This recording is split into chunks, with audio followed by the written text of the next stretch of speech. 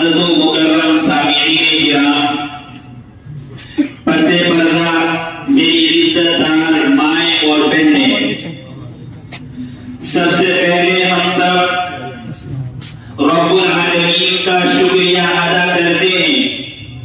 کہ اللہ تبارک و تعالی نے محض اپنے فضل و کرم اور اپنی رحمت سے ہم سب کو قرآن کریم پڑھنے اور سننے کی توفیق عطا فرمائی۔ اللہ رب العالمین سے دعا ہے کہ ہمارے اس پڑھنے کو، ہمارے اس سننے کو اپنی بارگاہ میں بے حد قبول فرمائے، اور سب سے زیادہ مبارکباد کے مستحق ہیں اس چھت کے نیچے رہنے والے، جس چھت کا انتخاب اللہ تبارک و تعالی نے قرآن مقدس کی تلاوت کے لیے کیا۔ عالی جناب اشفاق عالم صاحب اور ان کے گھر والے، عالی جناب عابد حسین صاحب اور ان کے گھر والے، عالی جناب اشفاق عالم صاحب اور ان کے گھر والے، عالی جناب تنویر عالم صاحب اور ان کے گھر والے،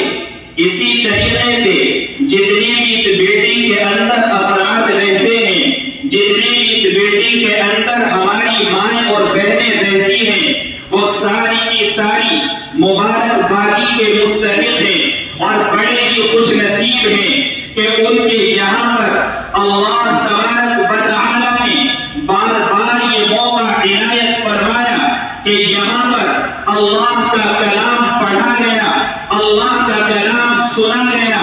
اس بلڈنگ کے اوپر، اس گھر کے اندر اللہ کا مکمل قرآن پڑھا گیا، اور اسی مناسبت سے میں نے قرآن کریم کی آیت تلاوت کی ہے۔ قرآن کریم کے اندر اللہ رب العالمین 90 پارے کے اندر ارشاد فرماتا ہے وَإِذَا قُرِئَ الْقُرْآنُ فَاسْتَمِعُوا لَهُ وَأَنصِتُوا لَعَلَّكُمْ تُرْحَمُونَ کہ اے لوگو، جب قرآن کریم کی تلاوت کی جائے، جب قرآن کریم کو پڑھا جائے، فَاسْتَمِعُوا لَهُ تو اس کو کان لگا کر کے سنو، اس کو توجہ کے ساتھ سنو، وَأَنصِتُوا اور خاموش رہو، لَعَلَّكُمْ تُرْحَمُونَ تاکہ تم پر رحمتوں کی برسات کی جائے، تاکہ تمہارے اوپر رحمتوں کا نزول کیا جائے۔ اور حدیث مبارک کے اندر آپ کے اور میرے پیارے نبی شہنشاہ مدحہ تاجدار مدینہ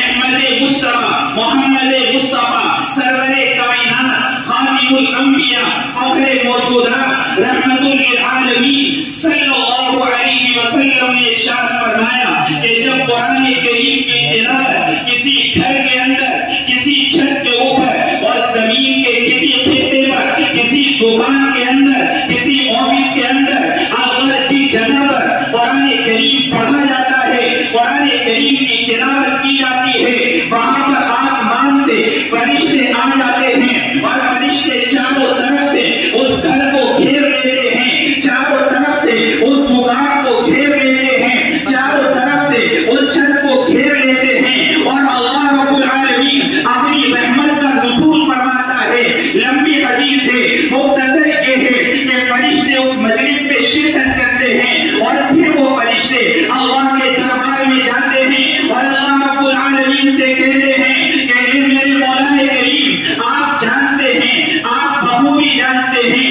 ہم فلاں بلڈنگ سے آ رہے ہیں، ہم فلاں مکان سے آ رہے ہیں، ہم فلاں چھت پر سے آ رہے ہیں۔ اللہ کو معلوم ہوتا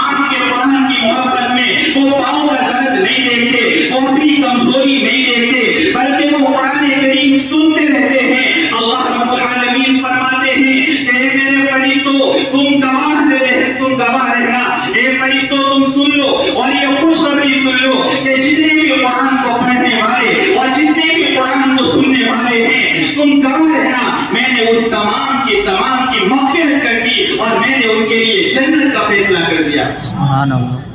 یہ قرآن کریم کی تلاوت، یہ تراویح کوئی معمولی چیز نہیں ہے. کل قیامت کا دن ہوگا. نبی کریم صلی اللہ علیہ وسلم نے ارشاد فرمایا کہ ایک طرف رمضان المبارک کا روزہ آئے گا اور ایک طرف تراویح آئے گی، اور دونوں کے کہیں گے کہ یا الہ العالمین، یا ارحم الراحمین، یا ارحم الراحمین. یہ روزہ کہے گا یا الہ العالمین کہ میں نے اس کو کھانے سے روکے رکھا، مولا کریم اس کے گھر میں کھانا تھا، مولا کریم اس کے یہاں پانی پینے کے لیے تھا، مولا کریم اس کے پاس پیسہ تھا، مولا کریم اس کے پاس دولت تھی، لیکن اس کے باوجود اس نے کھانا نہیں کھایا، اس نے پانی نہیں پیا، اس نے پانی نہیں پیا. یہ پورے دن بھوکا رہا، پورے دن پیاسا رہا، اور پورے دن بھوک اور پیاس کی حالت میں رہا. اور جب آپ کا حکم آیا اس نے افطار کیا، مختصر افطار کیا کہ چاہتا پیٹ بھر سکتا تھا، لیکن صرف اس وجہ سے پیٹ نہیں بھرا کہ کہیں مجھے تراویح میں دقت نہ ہو، کہیں ایسا نہ ہو کہ مجھ سے تراویح نہ پڑھی جائے. اے مولا کریم پورے دن بھوکا رہا، اور پھر جب رات کا وقت آیا، یہ رات میں آپ کے قرآن کی محبت میں یہ نیت باندھ کر کے کھڑا ہو گیا. اس کا دل نہیں کرتا تھا، لیکن اس کے باوجود یہ قرآن کی محبت میں اور حضرت محمد صلی اللہ علیہ وسلم کی محبت میں، آپ کے عشق میں، آپ کی محبت میں یہ کھڑا رہا اور نماز پڑھتا رہا. یا الہ العالمین، مجھے معلوم ہے یہ گناہ گار ہیں، مجھے معلوم ہے یہ تراویح پڑھنے والے، یہ روزہ رکھنے والے گناہ گار ہیں، خطا کار ہیں، سیاہ کار ہیں، گناہ گار ہیں. لیکن لوگوں یاد رکھو، اللہ کے نبی جناب محمد رسول اللہ صلی اللہ علیہ وسلم کی رحمت پر قربان ہو جائیے. آپ علیہ السلام والسلام رحمت للعالمین بن کر آئے. وما ارسلناک الا رحمت للعالمین. اللہ کے نبی جناب محمد رسول اللہ صلی اللہ علیہ وسلم کے بارے میں فرمایا گیا، ہم نے آپ کو بھیجا صرف تمام جہان والوں کے لیے رحمت بنا کر بھیجا گیا. آپ علیہ السلام نے مجھ جیسے گناہگار کو، مجھ جیسے خطاکار کو پورے سال، مجھ جیسے گناہگار کو گناہ کرنے والے کے لیے فرمایا من صام رمضان ایمانا واحتسابا غفر له ما تقدم من ذنبه وفي روایت وما تاخر. کہ سنو، جس نے رمضان المبارک کا روزہ ایمان کے ساتھ اور ثواب کی نیت سے رکھا، اللہ کو راضی کرنے کے لیے رکھا، غفر له ما تقدم من ذنبه، اللہ رب العالمین اس کے اگلے اور پچھلے سارے گناہوں کو معاف کر دیتے ہیں. وفی روایت وما تاخر، بتایا چلتا ہے کہ رمضان المبارک اللہ ہمیں دیتا ہے ہماری مغفرت کرنے کے لیے، ہمارے اوپر رحم کرنے کے لیے. اور اللہ کے نبی نے فرمایا یہ تو دن کی بات ہوئی، آپ نے روزہ رکھا، لیکن اب آئیے تراویح کے مسئلے میں. اللہ کے نبی نے ارشاد فرمایا من قام